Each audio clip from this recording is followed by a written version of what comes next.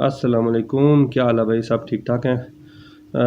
आज थोड़ी सी बात करते हैं असगार्ड 9 के बारे में। और इसके अलावा कुछ थोड़ी सी और बात करनी है मैंने, तो उसके बारे में बात करते हैं।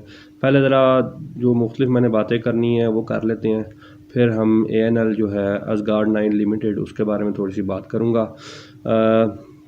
देखें, मार्केट में आपको हमेशा दो तरह के लोग लाजमी नज़र आएंगे। एक वो लोग होते हैं जो बड़े इमोशनल होते हैं, जज्बाती लोग जो होते हैं ना, वो इस तरह के लोग होते हैं जो थोड़ी थोड़ी देर बाद कहते हैं कि यार मार्केट को या तो वो ऊपर ले जाते हैं या ज़मीन पे गिरा देते हैं। अभी मैंने कल एक बंदे की पोस्ट देखी फेसबुक पे, वो साहब कह रहे थे कि भैया मार्केट जो है ना वो अब 2008 वाले पॉइंट पे जाने वाली है, तो बेच दो और निकल जाओ यहाँ से, भाग जाओ। ठीक है। और वही साहब जो ये कह रहे थे, मुझे अच्छी तरह याद है, कुछ अर्से पहले उन्होंने एक पोस्ट की जब मार्केट थोड़ी सी रिकवर की और थोड़ा ऊपर गई। उन्होंने कहा भैया अब तो मार्केट निकलने लगी है 55,000 पे। तो इस तरह के लोग जो हैं वो मौजूद होते हैं जो बड़े इमोशनल होते हैं। ठीक है। वो यहाँ तो मार्केट थोड़ा सा ऊपर चले तो बहुत इमोशनल हो जाते हैं और सीधा कहते हैं भाई मार्केट तो गई ऊपर, और अगर नीचे आए तो फिर कहते हैं मार्केट तो गई नीचे। ठीक है। वो अपने इमोशनल जो हैं उनको कंट्रोल नहीं कर पाते। ठीक है। तो एक तो इस तरह के लोग होते हैं। दूसरे फिर इसी तरह के मैंने एक बंदे को देखा, एक और पोस्ट मैंने देखी, आपने भी देखी होगी, आपकी नज़रों से गुजरी होगी। उन्होंने पोस्ट की कि जी सारे ग्रुप्स में उन्होंने पोस्ट की, उन्होंने कहा कि भैया मैं मार्केट छोड़ के जा रहा हूँ, इस मार्केट में कोई फ़ायदा नहीं है, यहाँ नुकसान होता है, ऐसा है वैसा है।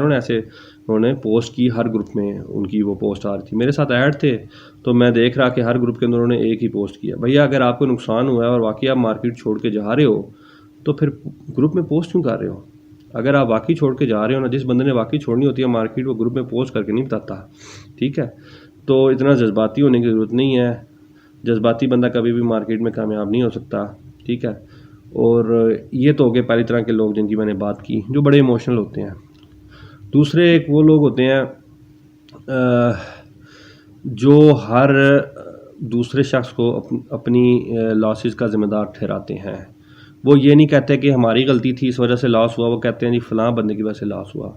और हर बंदे को रगड़ते हैं इस बात पे कि जी तूने मुझे मरवाया है। जैसे अभी मुझे याद है, आज एक बंदी ने बल्कि पोस्ट किया कि जी मार्केट में रीबाउंड। ठीक है।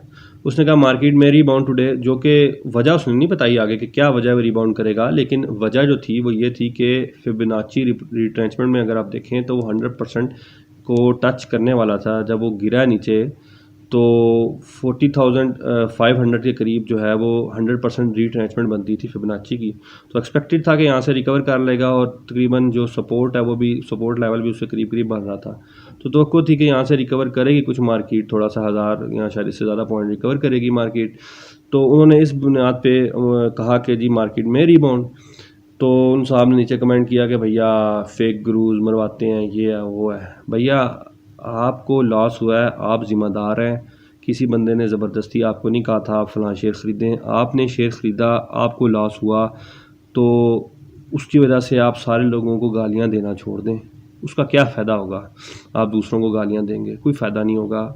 आप अपनी गलतियों पे काम करें। आपको लॉस क्यों हुआ, आप ये सीखें कि आपको लॉस क्यों हुआ। जब भी आपको लॉस हुआ आप देखें कि क्या वजह थी लॉस हुआ, और पूरी कोशिश करें कि अगली दफ़ा आप वो गलती ना करें। आपकी कोशिश होनी चाहिए कि अगली दफ़ा मैं नई गलती करूँ, मैं वो गलती ना करूँ। अगर आपकी ये अप्रोच हो ना कि फ़लाँ बंदा ज़िम्मेदार है, फ़लाँ बंदा ज़िम्मेदार है, ये ज़िम्मेदार है, वो ज़िम्मेदार है, तो आप कभी भी प्रॉफिट नहीं कमाएंगे। एक दफ़ा प्रॉफिट होगा, अगली दफ़ा लॉस होंगे, 4 दफ़ा फिर आप गालियाँ देंगे फ़लाँ बंदे को, फ़लाँ बंदे को, फ़लाँ बंदे को।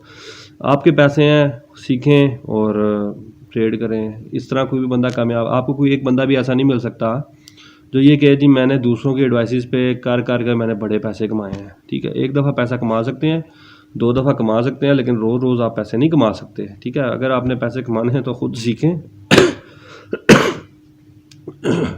सीखने वाले अगर आप बने ना तो आपको बहुत सारे लोग मिल जाएंगे मदद करने के लिए, और अगर आप नहीं सीखेंगे तो आपको इसी तरह आप रोते रहेंगे। तो ये तो दो तरह के लोग होते हैं जिनकी मैंने बात की। एक वो जो बड़े इमोशनल होते हैं, और एक वो जो दूसरों को गलतियों का ज़िम्मेदार ठहराते हैं हर वक्त। और तो इन लोगों से ज़रा बच के रहें और इनकी बातें ना सुना करें, और सबक सीखें, आप ख़ुद सीखें। और जब आपको कोई बंदा पोस्ट करे तो आप उसको एनालाइज करें खुद। जैसे मैंने जब वो पोस्ट देखी उस बंदी की जिसने कहा कि मार्केट में रीबाउंड, तो मैंने खोल के देखा कि क्या वाकई ठीक कह रही है कि नहीं। तो देखने से समझ लगे कि हाँ उसकी जो वो बात कह रही है उसके पीछे कुछ लॉजिक है जो समझ ला गई है। तो कोई बंदा पोस्ट करे तो आपको एनालाइज करना आना चाहिए ना। वो एनालाइज करना ऐसे आएगा अगर आप सीखेंगे, और अगर आप नहीं सीखेंगे तो फिर सिर्फ पोस्ट को देख कर तो नहीं आप पैसे कमा सकते ना। जितने भी लोग आपको मिलेंगे, आप किसी भी बंदे को यूट्यूब पे आप सर्च करें जिसने पैसे कमाए हैं, आपको पता चलेगा यार उस बंदे ने क्या कहते हैं खुद मेहनत की और उसके बाद उसने सीखा तो उसे प्रॉफिट हुआ। तो ये तो बात थी थोड़ी जनरल। मेरा इरादा तो नहीं था वीडियो बनाने का, लेकिन पोस्ट वगैरह देख के मैंने कहा यार अब बना ही लेते हैं, क्योंकि टेक्निकल एनालिसिस का कोर्स चल रहा है। तो उसके दौरान मेरा था कि एक सीक्वेंस में वही कोर्स चले, तो किसी और के बारे में बात ना करूं। लेकिन अब चूँकि बात हो गई है तो मैंने कहा चलें, मैंने फेसबुक पे पोस्ट ऐसी देखी, मैंने कहा यार आप बात कर देनी चाहिए। तो अब थोड़ा सा बात करते हैं असगार्ड 9 लिमिटेड के बारे में, ANL के बारे में। देखें,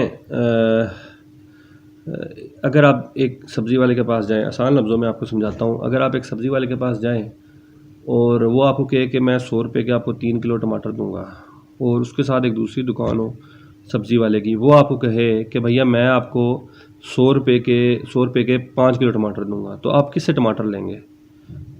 दोनों की जो टमाटर की जो क्वालिटी है वो एक जैसी हो तो जारी बात है आप उससे ही लेंगे ना, जिसके जो आपको 100 रुपये पे 5 किलो टमाटर दे रहा है। आप उससे तो नहीं लेंगे जो आपको 100 रुपये के 3 किलो टमाटर दे रहा है। अगर आप ऐसे लेंगे तो ये तो हमाकत होगी।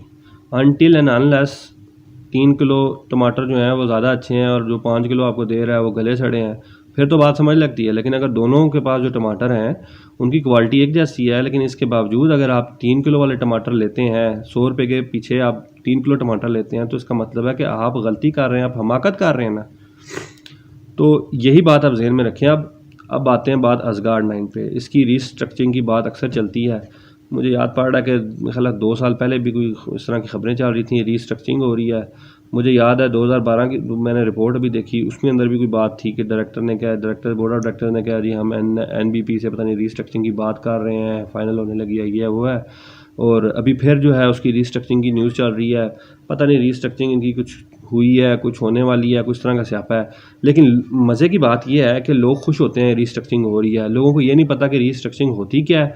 बस वो देखते हैं कि असगार्ड 9 लिमिटेड जो है इसकी रीस्ट्रक्चरिंग हो रही है, बल्ले बल्ले बल्ले ये पता नहीं क्या होने लगा है, रीस्ट्रक्चरिंग हो रही है। रीस्ट्रक्चरिंग होती क्या है वो पता नहीं है, और खुशी से निहाल हो जाते हैं सारे। भाई पहले ये तो देख लो रीस्ट्रक्चरिंग होती है क्या। रीस्ट्रक्चरिंग क्या होती है? रीस्ट्रक्चरिंग ये होती है कि अगर एक कंपनी है, ठीक है, अगर एक कंपनी है उसने लोन लिया हुआ है, ठीक है, अब लोन मिसाल के तौर पे उसने पे बैक करना है, हर साल उसने कुछ प्रिंसिपल अमाउंट पे करनी है प्लस इंस्टॉलमेंट जो है वो पे करनी है। तो होता क्या कि अगर एक कंपनी जो है वो नहीं पे कर पाती, उसकी माली हालत बहुत बुरी हो जाती है, तो वो लोन नहीं पे कर पाएगी। अब जिस बैंक ने अरबों रुपए का लोन दिया हुआ है वो क्या करे? वो फिर उनके साथ बात करता है कि भैया आपने इतना कर्जा लिया हुआ है, आप वापस करो। वो आगे से कहता है भैया हमसे पैसे नहीं दिए, हम नहीं पैसे दे सकते, हमारी हालत अच्छी नहीं है, ये देखें, ठीक है। वो कहता है अच्छा चलो ऐसा करो, पहले आपने 5 साल में लोन पे बैक करना था, अब आप 10 साल में पे बैक कर दो, और जो लोन की अमाउंट जो एनुअल आपने पे करनी थी वो हम रिड्यूस कर देते हैं। पहले अगर आपने मिसाल के तौर पे 5 लाख रुपए एनुअली इंस्टॉलमेंट देनी थी, अब आप 2.5 लाख कर दें और अब आप 10 साल पे कर दें। आपका लोन का पीरियड हम बढ़ा देते हैं और जो लोन की अमाउंट है वो भी हम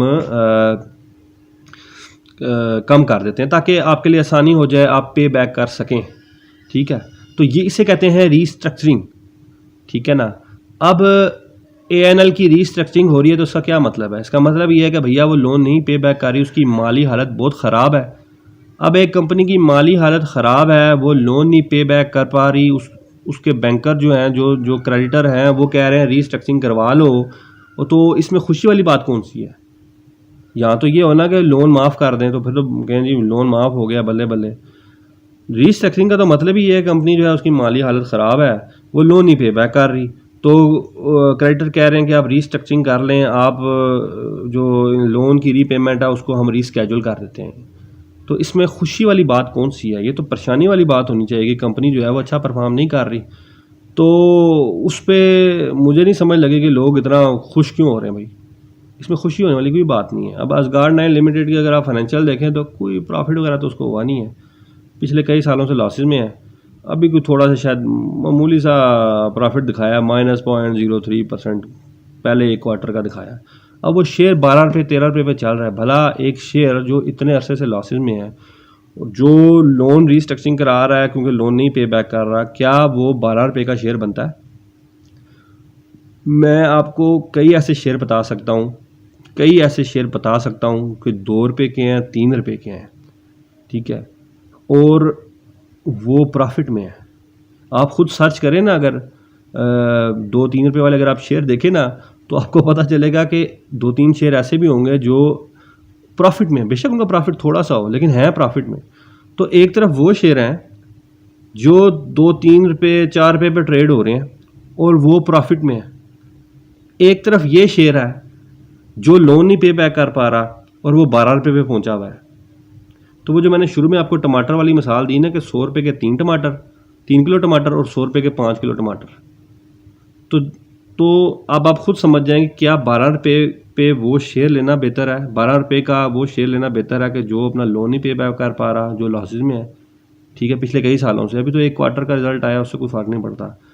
दूसरी तरफ वो कंपनी है जिसके यहाँ तो लॉसेज बहुत कम है, बहुत कम है एज़ कम्पेयर टू ANL, यहाँ वो प्रॉफिट में है थोड़ा बहुत और वो 3-4 रुपये में ट्रेड हो रही है। तो क्या इस कंपनी को लेना चाहिए या उस कंपनी को लेना चाहिए जो जिसके लॉसेस ज़्यादा हैं और उसका रीस्ट्रक्चरिंग का इशू है? तो जो लोग 12 रुपये पे ले रहे हैं वो वही हैं, वो उनकी मिसाल ऐसी है जो 100 रुपये के 3 किलो टमाटर लेना चाह रहे हैं, जबकि आपको 100 रुपये के 5 किलो टमाटर भी मिल सकते हैं। तो ये है सूरत हाल असगार्ड 9 लिमिटेड की। इसके पीछे और भी बहुत सारी कहानियाँ जो 1-2 लोगों ने और भी सुनाई हैं, पता नहीं, मैं चूँकि इंटरेस्टेड नहीं हूँ असगार्ड 9 लिमिटेड पे, क्योंकि मुझे तो फारिग शेयर लगता है, 12 रुपये पे कौन ले। तो वो आप ख़ुद भी थोड़ा सर्च करें, आपको कहानियाँ मिल जाएंगी कि ऊपर कैसे गिर गया है, क्या हुआ, वो हुआ। तो बहरकैफ ये स्टोरी है असगार्ड 9 लिमिटेड की। मैंने कहा ज़रा आप भी समझें रीस्ट्रक्चरिंग होती क्या है। ऐसे खुश होते हैं रीस्ट्रक्चरिंग हो गई है, रीस्ट्रक्चरिंग हो गई, रीस्ट्रक्चरिंग होती क्या है वो पता नहीं है। तो वो भी थोड़ा सा देखें ना आप, और थोड़ा ख़ुद एनालाइज करें चीज़ों को। तो टेक्निकल एनालिसिस का कोर्स इंशाल्लाह कंटिन्यू करेगा आगे, क्योंकि बस मैंने कुछ कमेंट्स देखे फेसबुक पे, तो मैं कहा यार अब एक पोस्ट कर देनी चाहिए, शायद किसी को समझ लग जाए बात की। तो भैया अगली वीडियो तक के लिए खुदा हाफिज़। सब्सक्राइब लाजमी करें, और कोई आपका क्वेश्चन है तो आप नीचे कमेंट करें। मेरी कोशिश होगी कि जो मैं ख़ुद भी स्टूडेंट हूँ, मैं अपने वो गुरु नहीं कहता भैया, पहली बात मेरी कोशिश होगी कि जो मैं आपको जवाब दे सकता हुआ मैं आपको जवाब दूंगा, नहीं मुझे पता हुआ मैं सर्च करके आपको बता दूंगा, ठीक है ना भैया। तो मेरे भैया अगली वीडियो तक के लिए मेरी तरफ से खुदा हाफिज़, फ़ी अमानिल्लाह।